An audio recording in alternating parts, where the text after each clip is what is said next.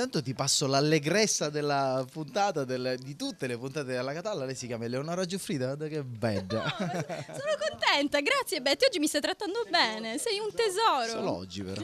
Esatto, perché ci siete voi ragazzi. Beh, cosa ti posso dire, io ero già conosciuta al pubblico siciliano da anni.